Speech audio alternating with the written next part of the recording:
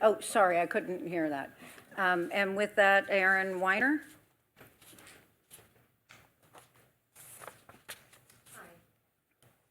Nice to meet you. So Melissa asked me to let you guys know she had to leave to meet her son's needs, but she was planning on speaking tonight. And you are? I'm Erin Weiner, and I'm here on behalf of Stephanie Norden, the founder of Autism Collier Resource Center.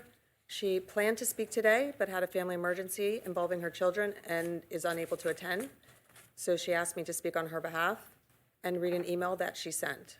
And as a speech-language pathologist who works closely with families in the community, I'm happy to do so. I'd now like to read her statement. Mayor Heitman and City Council members, I had planned to attend tomorrow's meeting in person, but I'm currently sitting in the hospital with my son, Logan. He has a severe tooth infection that has escalated because there is not a provider available in the entire state to perform the extraction he needs due to the complexity of his disability. That is the reality families like mine live in.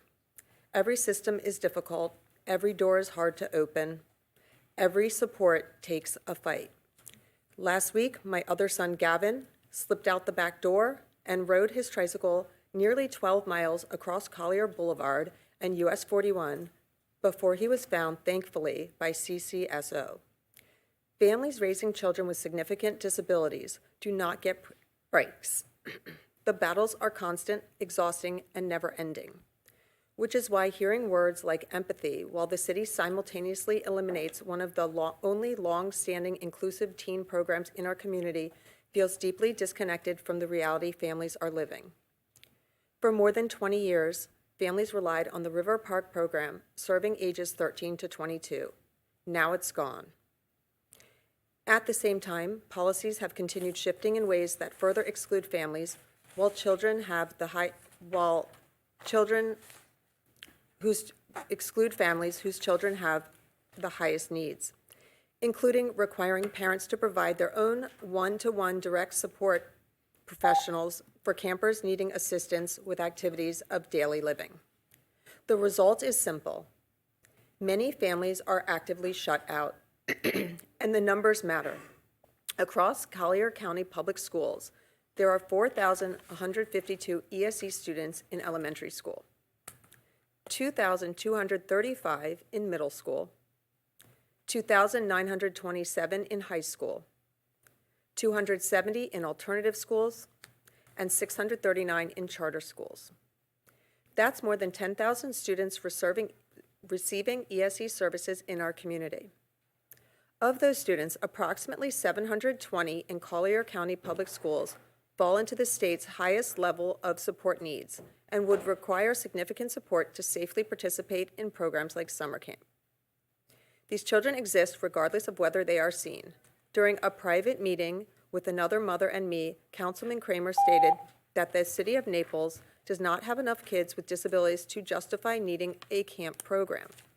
One of those mothers was Melissa Sentra, a City of Naples resident who moved here from Michigan because she believed Naples was an inclusive community for a family like hers. Imagine hearing that after uprooting your life to come here. Families are exhausted from watching responsibilities for our children get passed from system to system, agency to agency, and program to program. At times, it feels like our kids are being treated like a hot potato that no one wants to hold on to for too long. The county is actively working on expansion. The state is working on solutions. Yet the wealthiest zip code in the nation is stepping away from serving some of its most vulnerable residents because of liability. When programs disappear, families do not experience it as a policy change. They experience it as another door closing on their children. I also want you to understand something personally. The only reason my children will have a summer program this year is because I built one myself through Autism Collier Resource Center and Autism Collier Charter School. My families do not have the ability, connections, or resources to do that. They are simply left without options. Empathy is not a statement made in a meeting. Empathy is whether families are still welcome in your community when serving them becomes difficult. I truly hope this council reconsiders the direction and prioritizes being set and priorities being set, and works towards solutions that better reflect the needs of our community. Councilman Kramer raised the idea of creating a dedicated, adaptive, inclusive recreation program in our meeting. I believe that approach is not only compassionate, but practical. It creates safer and more appropriate environments for participants, while allowing the city to intentionally plan for the growing needs of individuals with disabilities and their families. Disabilities are not disappearing.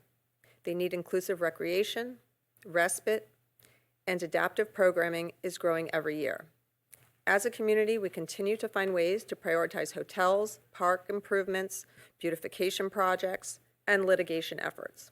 I simply hope we can always prioritize the children, teens, and families who rely on these programs to safely participate in community life. Stephanie Norden, Autism Collier Resource Center. Thank you very much. And just so you know, thank you, Councilman Kramer, but we'll also be working to organize a meeting with the school system, Star Ability, to do a think tank on how we can address and resolve the issues. So I look forward to that. Okay. Thank you for being here. Thank you. Madam Clerk, do I have any further public comment? No. Okay. Since that was mentioned, can I just address that Yeah. for a second? I just want to address a couple things since my name was thrown out there. I've worked with special needs kids for 33 years. The statistics for ESC students is a little misleading because that includes gifted students as well. They also have a 504 plan. So don't think that those numbers are kids with disabilities. These are also kids that are very, very high achievers, or just very high achievers.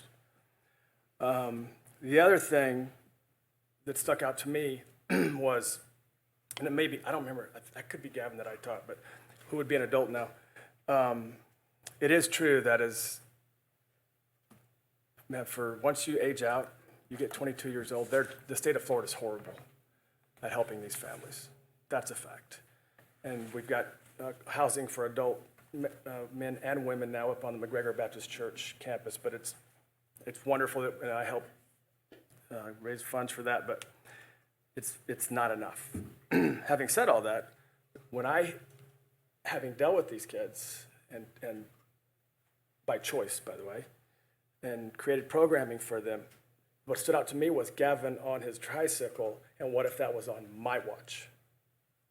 The liability is enormous, which is why we have to have the staff with the appropriate training, certifications. And we don't have that. And so the question comes down to, is this something, what I said was, if you have to do this, you have to do it right. We are not set up for it. And I've said this under pressure of, we have to know by June. We can't do it by June. Whatever we're doing, we can't do that by June. And the fact is, and I think our city manager is going to address it, we've got spots for everybody to go. And I believe they're all county residents. We're handling the littles in-house, like we always have. We're also going to, for free, accommodate the older kids. And this is something that the gals I met with kind of disagreed with. Having done it myself, I don't want the littles and the bigs mixed. I don't care who you are, guys, when the testosterone hits, and you moms of boys, or you coaches of boys know what I'm talking about, they become different creatures. We don't need them mixed with the littles. So I say all that to say, I think we're going to look forward to a report from our city manager, which is a really good conclusion and a good plan. Is it perfect? No. There's no perfect plan. Is it going to give everybody exactly what they want? No. Will it be a change? Yep. But it's still a really good plan. And so I look forward to hearing that. I think it'll be at the end in comments or whatever. But I just want to clarify a couple things with that, because that can be a little misleading. Not by intent, I'm sure, but I wanted to clarify that for the record. Thank you, Mayor. Thank you. Also, I want to recognize the Jewish American Heritage Foundation of Greater Naples. NAMI, ICLA, is the president and CEO that was here today, and I recognized a past director. So thank you again for President NAMI for being here. So with that, we are ending public comment and going to our consent agenda.